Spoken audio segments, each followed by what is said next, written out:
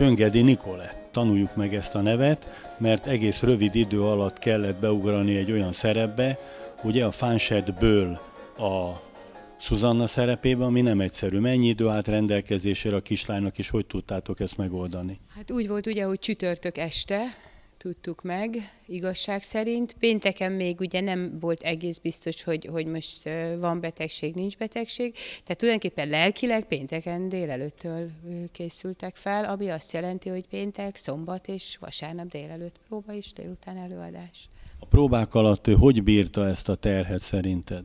Én szerintem nem nagyon gondolkodott, illetve teljesen oda voltunk, hogy abszolút készen jött. Ági, mi alapján választottátok ki, hogy ez a két kislány ugorjon be, az Anna, illetve a másik kislánynak a helyére? Hát ismerjük őket, úgy mondjam, úgy a színészi kis életüket a kezdettől fogva, a legeslegkezdettől, tehát a felvételitől, a mindennapokon keresztül, hát végzősök és hát nagyon-nagyon ismerjük őket, én úgy érzem. Minden színész rémálma a beugrás. Hát hogy jött ez elő, ez a történet?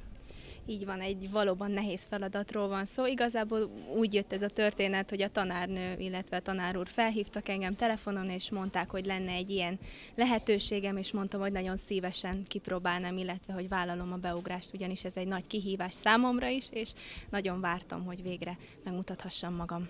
Akkor ez egy premier neked, 5 perc szó előadás, mennyire izgulsz? Annyira nem izgulok, de szerintem menni fog, nem lesz probléma. Kint morajlik a tömeg, innen halljuk, és Csöngedi Nikolettel társalgok, aki egy nagyon komoly szerepet vesz át a Bárányhimlős Bugár Annától, Szuzán szerepe Figaro házasságában. Hát, hogy tetszik lenni? Nagyon szépen köszönöm a kérdést. Izgalommal várom a ma estét, és nagyon izgulok, úgyhogy de bízom a legjobbakban. Te korábban Fanchettet játszottad, ugye? Mennyit figyelted az Annát, hogy ő milyen történeteket próbál előhozni magából a Szuzánhoz? Hát amikor nem voltunk színpadon, akkor a színfalak mögött természetesen figyeltem mindenkit, hiszen nagyon sokat lehet így tanulni, és hál' Istennek a próbafolyamatok alatt is ott voltunk végig, úgyhogy azért tudtam valamennyit még emlékezni, illetve meríteni az eddigiekből.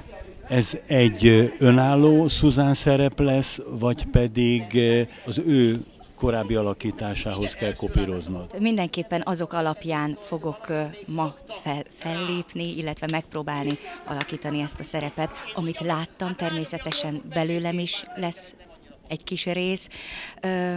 Meglátjuk, de most mindenképpen arra törekszem, hogy rendben, egészségesen lemenjen a műsor. Ilyen módszerekhez csak tanult nők értenek, asszonyom! Hagyjuk már, Figaro, jegyességét. Meglátok egy nőt, és azonnal vadul dobogni kezd a szívem.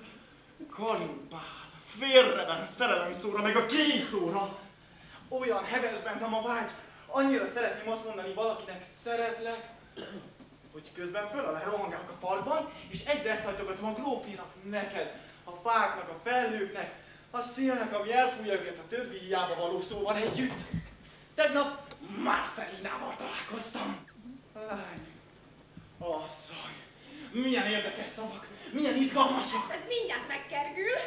Fanchett legalább meghallgat, ő kedves, te viszont nem vagy az. Igazán sajnálom, hát ide figyelj, urat! Hogy is ne, ezt már nem veszi el tőlem senki. Az életem árán, de ha kevesled, kaphatsz mellé 1000 csókot is. Uram, hagyd ki, megmondom a grófinak, hogy mit nevednétek is olyan. Végem van! De most meg mitől rémült meg úgy? Na, beszéljünk nyitott kicsit. Hogyha szülkületkor nem jössz le a kertbe, akkor se esküvő, se hozomány. Ha nincs esküvő, akkor nincs első éjszaka joga sem, kegyelmes uram. Honnan tanult ez? Anit, az előadásod azt mondtad, hogy kicsit izgulsz. Én azt látom, hogy nem is picit, nagyon izgultál. Ennek jelét a színpadon én férfiasan bemondom, nem láttam. Hát bevallom, volt egy kis egészséges izgalom bennem, de úgy érzem, hogy sikerült áthidalnom. Már most milyen mesterien intézed a dolgodat. Kicsi Fanchett, igazán készséges kis kuzin vagy. A főszereplő, az egyik főszereplő, az igazi beugró itt áll velem szembe, és boldog mosollyal nyugtázza a hatalmas sikert. Igen, nagyon megkönnyebbültem, rettentően izgultam az előadás előtt, de közben hál' Istennek minden lecsillapodott, és tudtam arra figyelni, amire kellett, hogy lemenjen az előadás. Mit színészkedik? Csillapodjon, csak az történik, amire titkon maga is vágyik. Hogy érezted magad az előadás alatt? Én nagyon jól éreztem magam, tehát hogy nem volt bennem olyan érzet, hogy beugró vagyok, hanem abszolút úgy éreztem, hogy mintha mindig is csináltam volna ezt a szerepet. Vegye még egyszer utoljára búcsút. Zuzánától is ölelje meg még egyszer. Hogy utoljára? Hát telente visszajön majd. Jaj, barátom! Egy ilyen előadást megmenteni, az milyen érzés? Mekkora felelősséget éreztél a vállaidon? Hú, hát volt felelősség a vállamon, úgy gondolom, de tényleg csak arra tudtam gondolni, hogy lemenjen, és hogy partnere tudjak lenni mindenkinek, akivel együtt dolgoztam, és hogy ne akasszam meg az előadást, szóval leginkább a többségre figyeltem, nem konkrétan magamra. Ha most bizonygatni kezdeném, hogy okom van rá, azzal elismerném, hogy tévedhetek. Na, hiszel a szavamnak vagy sem? A szünetben figyeltelek, a példány azért a kezedben volt. Az volt a mankó végig? Ez volt a kabala? Igazság szerint nem is volt szükségem a szövegre, csak pusztán azért fogtam, hogy egy biztonságérzetem legyen, hogy ha esetleg valami probléma lenne, akkor tudjam, hogy hol a példányom, és tudjam, hogy mit kell majd mondani. De hát nem volt egyetlen egyszer se rá szükségem. Ennek a gyermeknek a vallomása legalább olyan ártatlan volt, mint az enyém.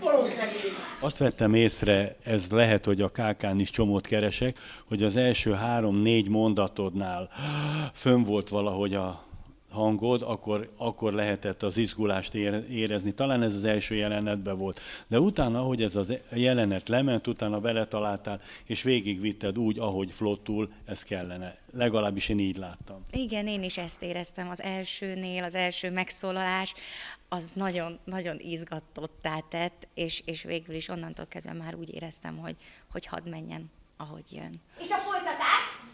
Így jó lesz. Hogy segítettek a kollégák a háttérben? Minden, nagyon aranyosak voltak. Instrukciókat kaptam még menet közben is, meg utána is, hogy mi volt a jó, mit kell még egy kicsit erősíteni, tehát hogy segítettek sokat. Akkor ez a fanset most megvolt. Hát én úgy érzem, hogy amit tudtam, azt magamból beletettem. Hát akkor most siess, teljesítsd a feladatodat, de nagyon vigyázz, csak annyit mondj Szánának, amennyit a próbúr rád bízol. Miért mondanék más? Azt hiszi, gyerek vagyok.